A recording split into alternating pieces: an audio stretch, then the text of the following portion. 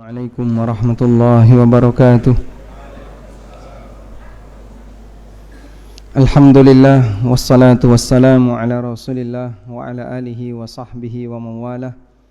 Wa ashhadu an la ilaha illallah wahdahu la syarikalah wa ashhadu anna Muhammadan abduhu wa rasuluh sallallahu alaihi wa ala alihi wa sahbihi wa man tabi'al huda ila yaumil qiyamah.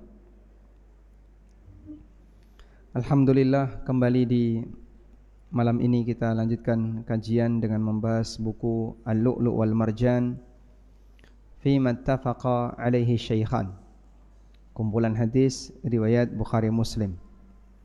Kita masih melanjutkan Kitabul Hajj, bab tentang masalah haji.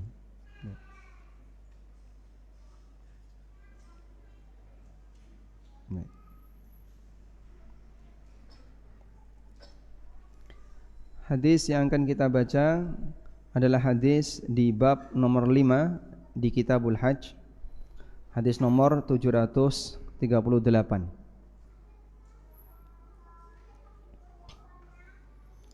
Hadithu babun al-ihlalu min haitsu tanba'ithur rahilah. Bab bahwa ihlal itu dilakukan di tempat dimulainya keberangkatan.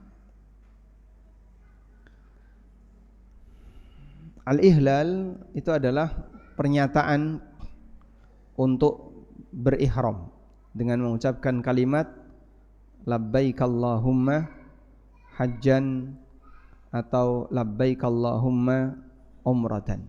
Itulah ihlal. Sehingga bedakan ada niat, ada kalau niat ini mungkin sudah dimulai dari rumah. Sedangkan ihlal ini dilakukan ketika orang di miqat. Oleh karena itu ihlal bukan talafut niat, sehingga ucapan labbaika Allahumma hajjan atau labbaika Allahumma umratan ini bukan talafuz niat. Meskipun ada juga yang menjadikan ini sebagai dalil. Dalil bahasanya niat itu dianjurkan untuk dilafalkan adalah praktek ihlal dalam haji. Ini salah paham. Karena niat sudah dimiliki oleh para jamaah haji dan jamaah umrah sejak kapan? Sejak dari rumah. Dia belum berangkat sudah punya niat. Sekarang yang sudah daftar umrah, apakah dia sudah punya niat umrah? Sudah. Buktinya apa? Dia sudah bayar, dia sudah daftar, sehingga dia sudah punya niat. Sedangkan kalimat labbaik Allahumma hajjan namanya ihlal. Ihlal ini bahasa kita ikrar untuk berihram. Dan ikrar untuk berihram dianjurkan untuk dilafalkan. Nabi SAW melakukan itu. Beliau mengucapkan labbaik Allahumma hajjan atau labbaik Allahumma umratan, tergantung dari amalan yang akan dikerjakan. Baik, kita baca hadisnya. Yang ada di atas namanya siapa saja? Masya Allah. Gak ada yang nunggu ya, ada di atas. Baik, mungkin yang kelas 5 atau kelas 4 bisa naik untuk mengamankan yang ada di atas. Kita lanjutkan. Hadithu Abdullah bin Umar radhiyallahu anhuma, dari Ubaid bin Juraih, bahwa beliau mendatangi Abdullah bin Umar lalu bertanya, ya Aba Abdurrahman, ra'aituka tasna'u arba'an lam ara ahadan min ashabika yasna'uha. Wahai Abu Abdurrahman, aku melihat melakukan 4 hal, sementara tidak ada seorang pun di antara teman-teman Anda yang melakukannya. Qala wa ma hiya ya Ibnu Juraij? Apa saja itu wahai Ibnu Juraij? Ubaid bin Juraij. Qala, lalu Ibnu Umar atau Ibnu Juraij menyampaikan, ra'aituka la tamassu minal arkan illal yamaniyain. Aku melihat Anda tidak menyentuh pojokan Ka'bah kecuali pojokan selatan. Ada 2 rukun Yamani. Rukun Yamani sendiri dan Hajar Aswad. Wa ra'aituka talbasu an-ni'al as-sibtiyah. Dan aku melihat Anda memakai sandal sibtiyah. Sandal sibtiyah itu yang terbuat dari kulit, kemudian kulitnya sudah brodol sebagian. Wa ra'aituka tasbughu bisufrah. Dan aku lihat Anda menggunakan semir berwarna kuning.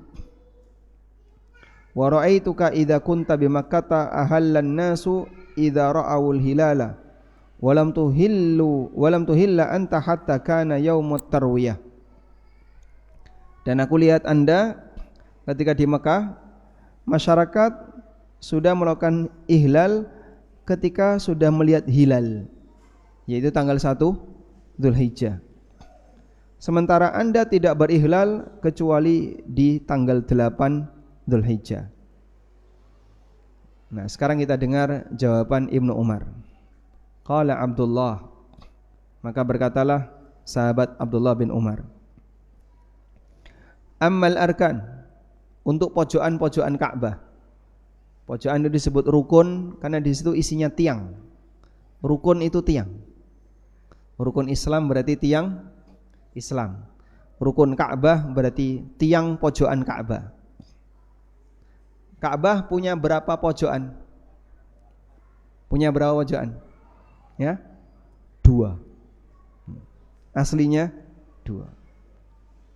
Karena aslinya bentuk Ka'bah itu gini, D. Asli bentuk Ka'bah itu huruf D. Ini bentuk asli Ka'bah. Tapi karena orang musyrikin, mereka ketika renovasi Ka'bah ini enggak disambung, sehingga putus di sini. Maka saat putus ini jadi kotak. Sehingga Ka'bah bentuknya kotak, lalu ada bangunan setengah lingkaran yang disebut dengan apa? Hijir. Dan ini terjadi di zaman Quraisy. Tidak ada hubungannya dengan Nabi Ismail alaihissalam. Aslinya ya bentuknya begini. Sehingga pojoknya cuma 2. Pojok di sini nomor 1, pojok nomor 2. Nomor 1 ini apa? Hajar Aswad. Dan pojok 2 Yamani, rukun Yamani. Karena itu Nabi SAW hanya menyentuh 2 pojok ini, rukun Yamani dan Hajar Aswad. Untuk rukun Yamani hanya disentuh saja, tidak perlu dicium. Jadi setelah menyentuh tidak perlu cium tangan, dan tidak perlu dicium temboknya, cuma disentuh saja. Sementara untuk Hajar Aswad ada 4 sunnah. Dicium, disentuh, kemudian tangannya dicium, menggunakan tongkat, lalu tongkatnya dicium. Yang keempat, melambaikan tangan tanpa ciuman. Semuanya dengan mengawali mengucapkan Bismillahi Allahu Akbar. Baik. Karena itulah pada waktu Muawiyah radhiyallahu anhu berhaji, beliau menyentuh semua pojokan. Semua pojokan itu disentuh. Ketika dikritik oleh Ibnu Abbas, ma ra'aitu Rasulullah sallallahu alaihi wasallam yamsahu kullal arkan. Aku tidak melihat Nabi sallallahu alaihi wasallam menyentuh semua pojokan. Muawiyah beralasan, ma min baitin yutrak. bagian Ka'bah tidak boleh ada yang ditinggal. Tapi tentu saja alasan Ibnu Abbas lebih kuat karena praktek Nabi SAW beliau tidak menyentuh dua rukun yang dekat dengan hijir. Baik. Kita lanjutkan. Amal arkanu fa inni lam ara Rasulullah sallallahu alaihi wasallam yamassu ilal yamaniyain. Untuk dua rukun aku tidak melihat Rasulullah sallallahu alaihi wasallam menyentuh kecuali yang di arah selatan. Yaitu rukun Hajar Aswad dan rukun Yamani. Wa amman ni'al as-sibtiyah. Adapun sandal sibtiyah, fa inni ra'aitu Rasulullah sallallahu alaihi wasallam yalbasu na'la allati laisa fiha sya'ar. Karena aku pernah melihat Rasulullah sallallahu alaihi wasallam pakai sandal yang enggak ada rambutnya. Nah, sandal sibtiyah kayak gitu. Dari kulit yang bulunya sudah mulai rontok, brodol. Bulunya mulai rontok. Wa yatawaddau fiha, dan beliau berwudu dengan sandal itu. Fa ana uhibbu an albasaha, sehingga aku ingin untuk memakai sandal seperti sandalnya Nabi sallallahu alaihi wasallam. Potongannya gimana, Pak? Wallahu a'lam. Betul enggak, Pak? Kalau bentuk sandal Nabi sallallahu alaihi wasallam itu seperti ini. Ini enggak simetris ya. Apakah betul sandal beliau bentuknya seperti ini? Terus ditaruh di atas topi, ditaruh di atas peci. Ya. Sampai banyak orang naruh itu. Coba kita lihat peci sandal Nabi. Ada. Di Google itu ada ini. Masya Allah. Lihat. Nah, ini. Apakah betul seperti ini gambar sandal Nabi SAW? Ya, kalaupun betul, orang lain juga memakai sandal yang sama. Karena Nabi SAW memakai sandal yang biasa dipakai oleh masyarakat. Ibnu Umar meniru bagaimana bahan sandal Nabi SAW yang tidak berbulu. Apakah betul bentuknya seperti ini? Kalaupun betul, orang yang lain juga memakai yang sama. Dan bisa jadi baik muslim maupun kafir sandalnya sama. Sebagaimana kita, sandal kita yang kita pakai antara sandal muslim sama sandal kafir, sandal jepit, berbunyinya sama enggak, Pak? Sama. Sehingga kalau orang berpikir kita menjunjung tinggi sandal Nabi sallallahu alaihi wasallam, ini betul sandal Nabi, ya jangan-jangan sandal Abu Jahal. Karena bentuknya sama. Makanya model-model seperti ini boleh kita sebut ya tidak rasional untuk dijadikan sebagai. Kalau bukan disebut takalluf, terlalu berlebihan dalam melihat peninggalan Rasulullah sallallahu alaihi wasallam. Yang lebih penting mengamalkan sunnahnya, bukan terpaku kepada masalah bentuk dan gambar. Selanjutnya, wa amma sufrah fa inni ra'aitu Rasulullah sallallahu alaihi wasallam yasbughu biha. Adapun sufrah, aku melihat Rasulullah sallallahu alaihi wasallam beliau menggunakan itu sebagai semir. Fa ana uhibbu an usbagha biha, dan aku senang bersemir dengan sufrah. Wa ammal ihlalu fa inni lam ara Rasulullah sallallahu alaihi wasallam yuhillu hatta tamba'itha bihi rahilatuh. Adapun ihlal, aku tidak melihat Rasulullah sallallahu alaihi wasallam berihlal sampai keberangkatan dimulai, yaitu ketika sudah mau berangkat menuju Mina. Maka itu dilakukan di tanggal 8 Dzulhijjah. Baik. Karena Nabi SAW beliau datang dan haji beliau apa haji? Qiran. Lalu beliau tawaf kudum, kemudian beliau sa'i, kemudian beliau singgah di Al-Batha selama beberapa hari, baru setelah itu beliau ke Mina untuk melakukan tarwiyah, terus lanjut ke Arafah dan seterusnya sampai selesai haji. Baik. Nah, selanjutnya kita mengambil pelajaran bahwa saat di mikot kegiatannya apa saja? Satu, mandi. Yang kedua atau sebelumnya bersih-bersih. Jadi kalau mau cukur-cukur, mau potong-potong, itu di mikot. Yang kedua, mandi. Yang ketiga, pakai minyak wangi, pakai parfum. Sebelum Nabi SAW memakai kain ihram, badan beliau itu dilumuri parfum oleh Aisyah, di punggungnya, dadanya, ya. Badan Nabi SAW dilumuri dengan parfum. Lalu yang keempat, pakai ihram. Yang kelima, sholat. Nah, ulama beda pendapat mengenai sholat di sini. Sebagian berpendapat sholat ihram, sebagaimana keterangan An-Nawawi. An-Nawawi menganjurkan ya sholat khusus untuk ihram. Yang keenam berihlal. Nah, berihlal ini di atas tunggangan, di atas kendaraan. Sehingga mengucapkan labbaik Allahumma umratan atau labbaik Allahumma hajjan itu tidak dilakukan di tempat sholat atau di Masjidul Khulaifah, tapi dilakukan di atas tunggangan, di atas kendaraan. Setelah berada di atas bis, baru diucapkan labbaik Allahumma umratan. Nah, wallahu a'lam.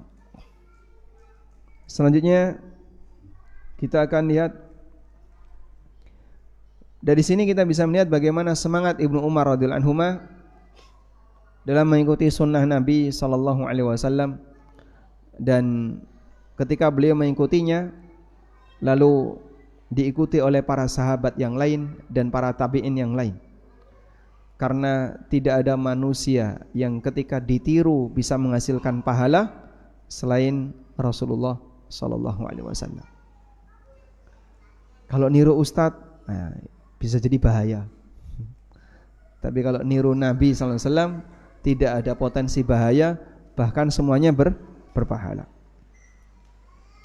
Selanjutnya, babun at-tibu lil muhrim indal ihram. Bab parfum untuk orang yang ihram ketika ihram. Hadis Aisyah radhiyallahu anha, zaujin Nabi sallallahu alaihi wasallam,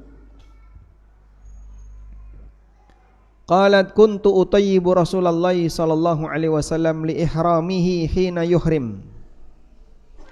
Aku memberi parfum Rasulullah sallallahu alaihi wasallam li ihramihi, ketika beliau mau ihram, hina yuhrim, saat beliau mau ihram.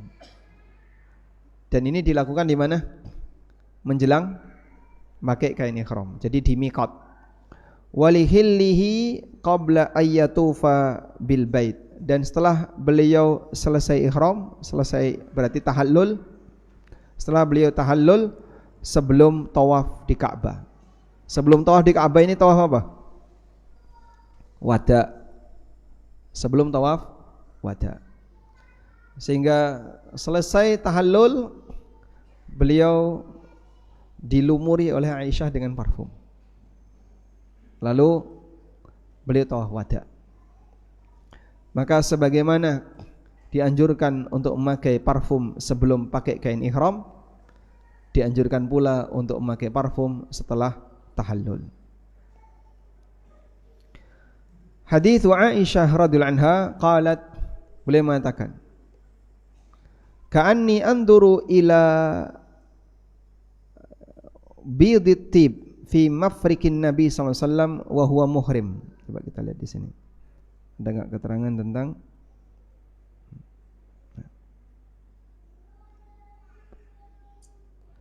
wabil, maksudnya adalah bariq. barik. Kana farqis sya'r. Aisyah bercerita, ka'anni anduru ila wabidit tib. Aku melihat berkilau ya. Berkilaunya parfum, minyak itu berkilau enggak? Minyak berkilau ya. Aku melihat berkilaunya minyak fi mafrikin Nabi sallallahu alaihi wasallam, di celah-celah rambut Nabi. Rambut itu kan terbelah ke kanan dan ke kiri. Di celah-celah rambut itu Aisyah melihat ada berkilau minyak Rasulullah sallallahu alaihi wasallam wa huwa muhrimun, ketika beliau sedang ihram. Berarti parfum yang dipakai sebelum ihram lalu terbawa ketika ihram, kepanasan, kemudian berkilau-kilau, kemudian aromanya tersebar di mana-mana, tidak masalah karena sudah dipakai sebelum ihram. Pertanyaannya, kalau badan dilumuri parfum lalu memakai kain ihram, berarti kainnya kena parfum enggak? Hah? Kainnya kena parfum? Kena? Boleh enggak itu? Boleh? Boleh. Kenapa boleh?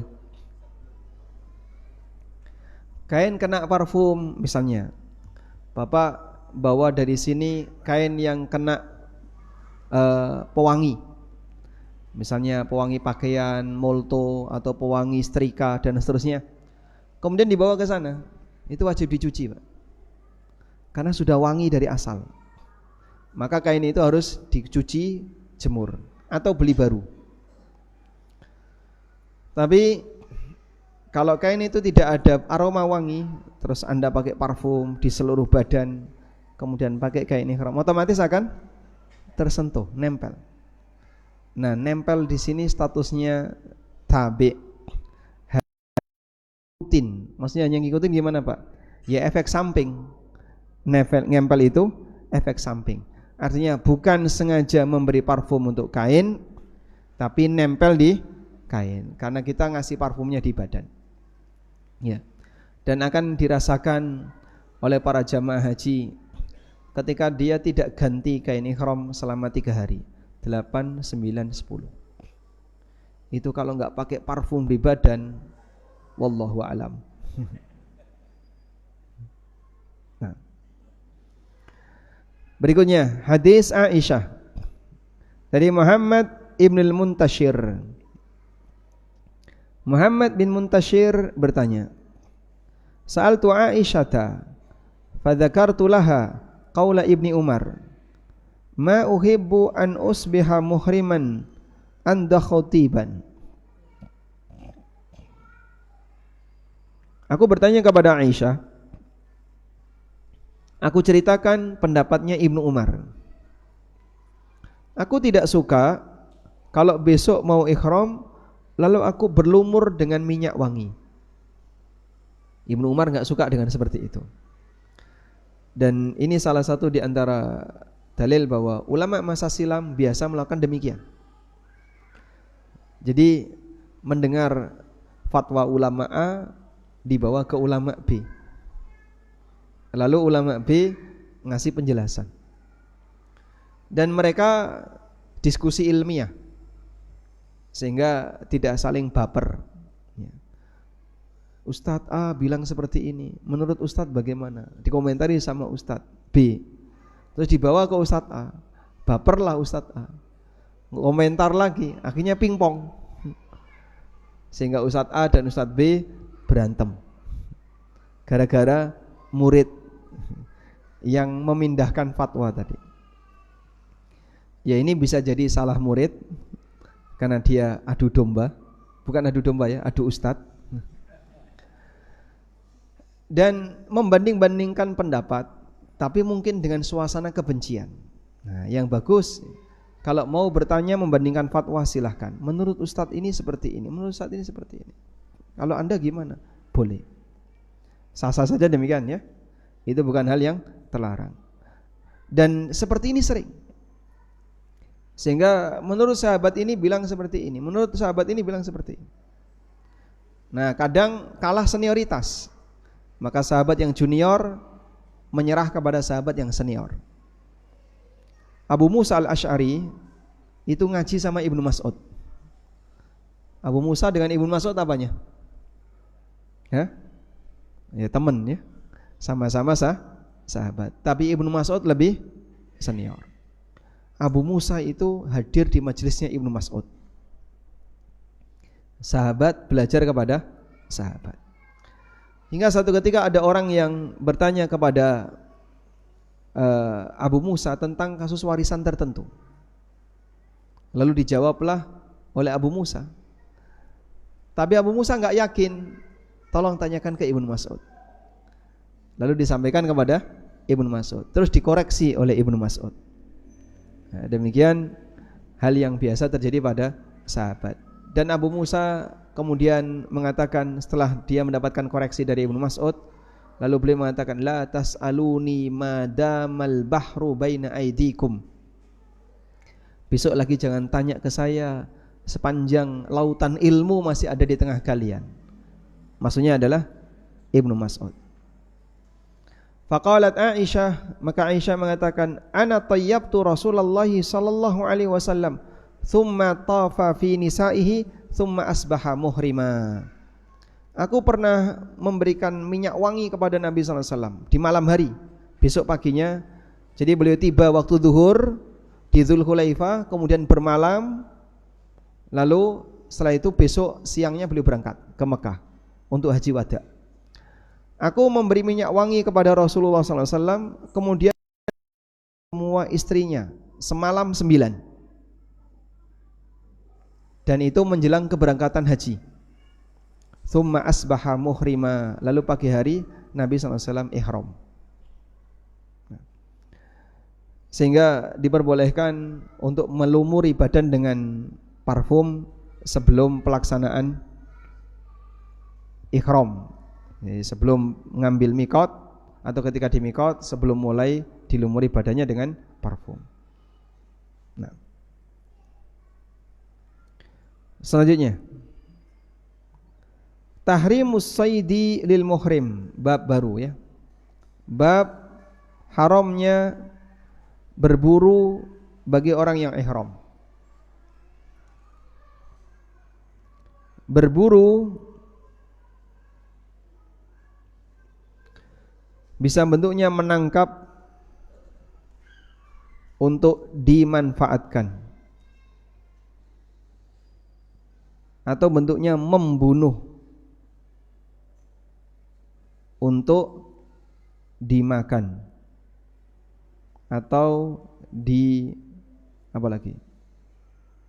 Membunuh untuk dimakan atau lainnya. Ya. Misalnya ya sebatas yang penting membunuh saja. Ini semuanya berburu. Nah, berburu untuk orang yang ihram ada yang boleh jika bentuknya hewan laut. Sehingga ihram mancing itu boleh. Mancing apa Pak ihram Pak? Ya barangkali ada embung di sana.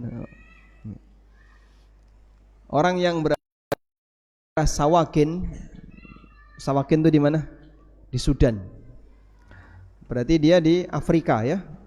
Ketika berangkat menuju Jeddah, dia sudah ihram di jarak sekian mil sebelum Mekah, dan itu masih di laut. Nah, itu boleh sambil berburu. Nah, berburu hewan laut hukumnya boleh. Yang kedua, yang haram jika yang diburu hewan darat. Semua hewan darat tidak boleh diburu ketika ihram. Baik, kita baca hadisnya. Hadis dari Sa'ab ibnu Jathamah al-Laythi. Sa'ab ibnu Jathamah al-Laythi pernah menghadiahkan kepada Rasulullah SAW seekor keledai wahsy, keledai liar, himar wahsy. Kayak apa sih Pak himar wahsy, keledai liar?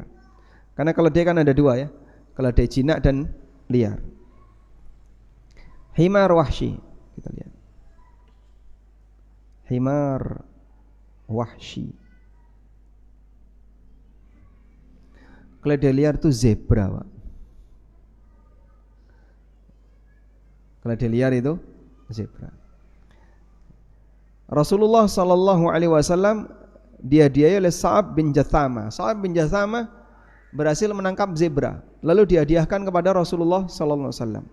Wa huwa bil abwa au biwaddan. Dan beliau sedang berada di Abwa atau di Waddan. Faraddahu alaih, lalu ditolak oleh Nabi sallallahu alaihi wasallam. Falamma ra'a ma fi wajhi, ketika Nabi sallallahu alaihi wasallam melihat As-Sa'ab bin Jathamah kok sedih ketika hadiahnya ditolak, qala, Nabi sallallahu alaihi wasallam menjelaskan, inna lam naruddahu alaika illa ana hurumun. Aku tidak menolak hadiah ini selain karena alasan aku sedang ihram. Dan ini dalil bolehnya nolak hadiah ketika merasa bahwa kita tidak memerlukannya. Sehingga misalnya Anda dikasih hadiah tronton. Gopo Pak tronton Pak, saya bukan supir truk tronton, saya tidak bisa memanfaatkannya. Jadinya apa? Ditolak atau diterima? Gimana Pak? Didol ya? Nah, jadi Rasulullah SAW ketika beliau tidak bisa memanfaatkan hewan ini, karena disembelih tidak boleh, ditunggangi tidak boleh, dimanfaatkan tidak boleh, dibawa pulang juga tidak boleh, sebab ini hasil buruan, maka ditolak oleh Nabi SAW. Kemudian beliau jelaskan, sehingga ini dalil boleh menolak hadiah ketika orang tidak membutuhkan hadiah itu atau tidak bisa memanfaatkan hadiah itu. Ada yang mau ngasih hadiah, misalnya saya kasih hadiah ya, apa Pak? Mesin ini, mesin apa ini? Ya sudah, fungsinya seperti ini. Waduh, mesin bubut misalnya. Oh, saya bukan tukang bubut, tapi tidak bisa pakai. Ya, kalau dihadiahkan ke saya nganggur nanti, kasihkan ke yang lain. Boleh nolak ya, dan dikasih alasan. Nah, dan ini juga menjadi dalil bahwa bentuk berburu yang ketiga adalah menerima hasil buruan orang lain. Menerima hasil buruan orang lain yang tidak ihram. Ada orang tidak ihram, dia berburu, lalu dikasihkan ke kita, suruh makan, boleh? Tidak boleh. Yang ihram tidak boleh ikut makan, karena tidak boleh memanfaatkan hasil buruan. Nah, kita lihat hadis berikutnya. Hadits Abi Qatadah radhiyallahu anhu, kunna ma'an Nabi sallallahu alaihi wasallam bil Qahah. Kami pernah bersama Nabi sallallahu alaihi wasallam di daerah Al-Qahah. Coba kita lihat di sini. Al-Qahah wadin ala nahwi milin minas Suqya. Al-Qahah adalah sebuah lembah dengan jarak kurang lebih 1 mil dari tempat pengambilan air. Kurang lebih 3 marhalah dari Madinah. Dan Suqya adalah jami'ah, qaryatun jami'ah baina Makkah wa Madinah. Adalah sebuah kota antara Mekah dan Madinah. Nah, aku pernah bersama Nabi sallallahu alaihi wasallam di daerah Qahah. Wa minnal muhrimu wa minna ghairul muhrim. Di antara kami ada yang ihram dan ada yang tidak ihram. Fara'aitu ashabi yatara'auna syai'an. Lalu aku melihat beberapa sahabat, mereka sedang memperlihatkan sesuatu. Fanadhartu fa idza himaru wahshin. Lalu aku penasaran, kemudian aku lihat ternyata dia membawa keledai. Yakni fawaqa'a sautuhu faqalu la nu'inuka alaihi bi syai'in inna muhrimun. Lalu mereka mengatakan, kami tidak akan memberikan ini kepada kalian sedikit pun karena kami sedang ihram. Fatanawaltuhu fa akhadtuhu thumma ataitul himara min wara'i akmatin fa aqartuhu.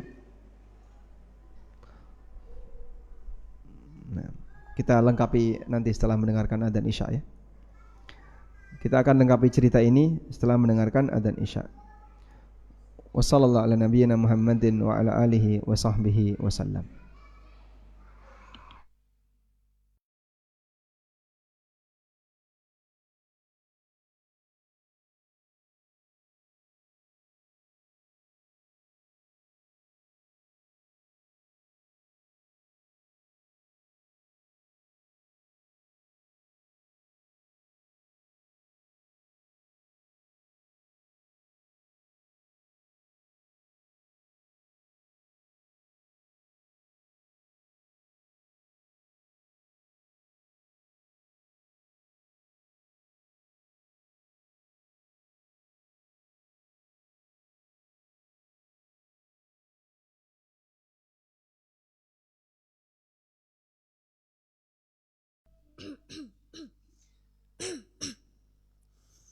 Allahu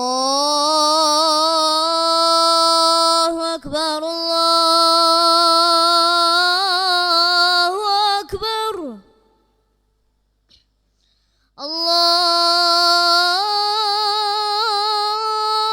Akbar, Allahu Akbar. Asyhadu an la ilaha illallah.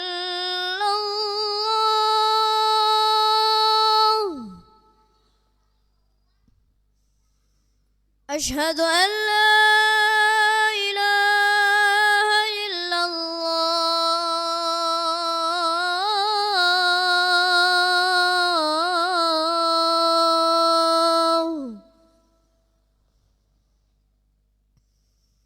Asyhadu anna Muhammadar Rasulullah.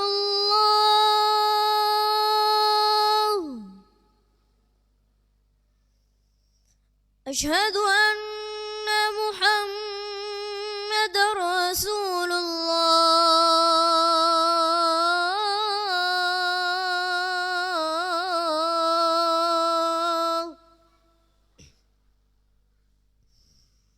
حي على الصلاة.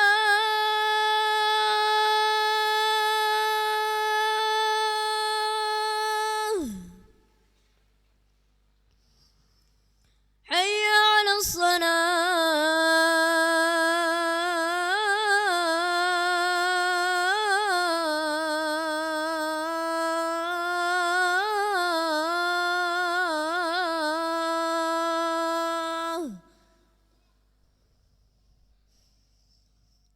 حي على الفلاح.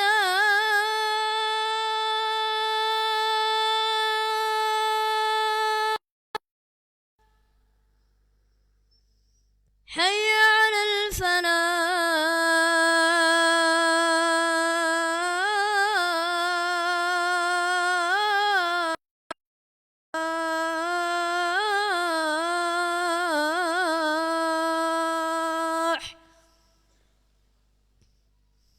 الله أكبر، الله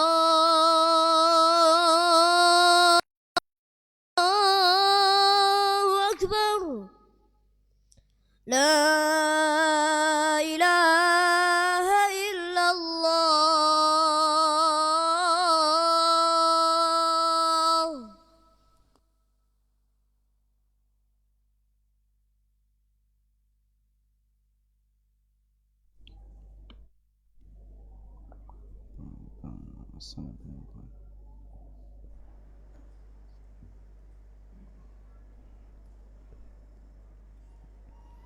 Alhamdulillah wassalatu wassalamu ala Rasulillah wa ala alihi wa sahbihi wa mawala. Kita lanjutkan. Mengulang cerita tadi ya. Ketika Abu Qatadah bersama para sahabat, yang di situ juga ada Nabi SAW di daerah Qahah. Mereka ada yang ihram dan ada yang tidak ihram. Sahabat melihat sesuatu, ternyata itu adalah keledai, ternyata zebra. Fawaqa'a sautuhu. Nah, ada orang yang berusaha ngejar, tapi alat untuk ngejarnya jatuh. Faqalu, lalu beberapa sahabat yang sedang ihram mengatakan, la nu'inuka alaihi bisyai'in inna muhrimun. Kami tidak bisa menolongmu untuk mengambilkan tali yang jatuh tadi, kami sedang ihram. Fatanawaltuhu fa'akhadtuhu. Dan aku berhasil menangkap keledai itu dan aku memegangnya. Thumma ataitul himara min wara'i akmatin fa'aqartuhu. Lalu aku bawa ke sebuah batu yang ada akmah, itu bayangan batu, namanya akmah. Batu ada bayangannya, bayangan itu dipakai untuk menyembelih. Thumma ataitul himara min wara'i akmatin fa'aqartuhu. Lalu aku menyembelihnya. Aku membawa keledai tadi ke arah batu tersebut, kemudian aku sembelih di situ. Fa'ataitu bihi ashabi. Dan aku membawa daging zebra kepada para sahabat. Sebagian mengatakan silakan makan, sebagian mengatakan jangan makan.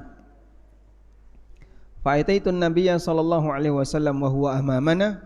Kemudian aku mendatangi Nabi sallallahu alaihi wasallam dan beliau di depan kami. Fas'altuhu, dan aku tanyakan kepada beliau. Faqala kuluhu halalun. Lalu beliau mengatakan silahkan makan, ini halal. Wallahu alam. Ini halal maksudnya adalah halal bagi yang sedang tidak ihram. Dan itu yang nangkap sahabat yang tidak ihram. Kok bisa Pak masuk kota Mekah tidak ihram? Ya banyak. Ada yang bolak-balik masuk kota Mekah tidak ihram. Contohnya sopir bis itu. Sopir bis yang ngantar jamaah itu kan tidak ihram tuh. Jadi dia bolak-balik ya cuman ngantar aja. Kuluhu halalun, silakan kalian makan, itu halal. Nah, tayyib. Sekarang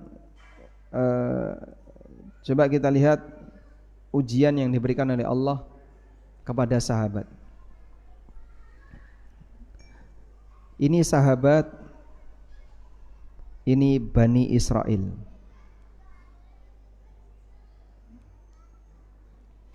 Sahabat berhasil, Bani Israel gagal. Ujiannya sama, tentang berburu. Allah Subhanahu wa taala berfirman tentang para sahabat. Sahabat ketika sedang ihram itu diuji oleh Allah Subhanahu wa taala dengan adanya banyak sekali binatang buruan.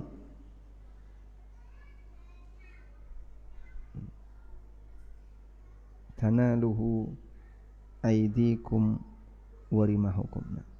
Di surat Al-Maidah ayat 94. Ya ayyuhalladzina amanu layabluwannakumullahu bisyai'in minas saidi.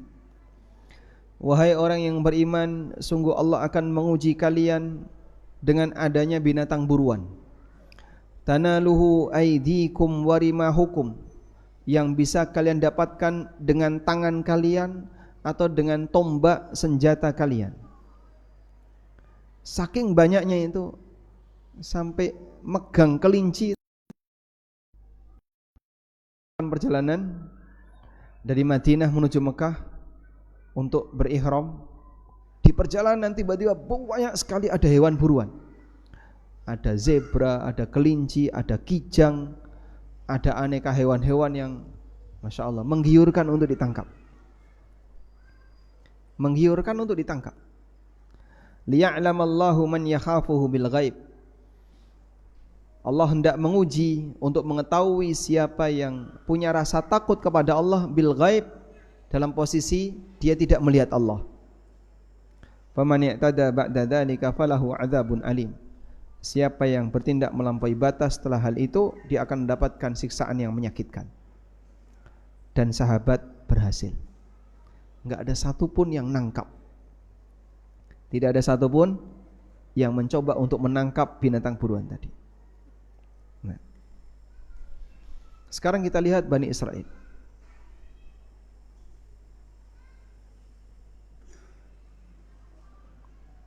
Di surat Al-A'raf ayat 163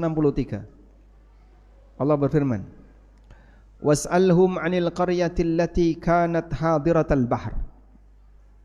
Tanyakan kepada mereka, Bani Israel, orang-orang Yahudi, tentang penduduk kampung yang tinggal di tepi laut.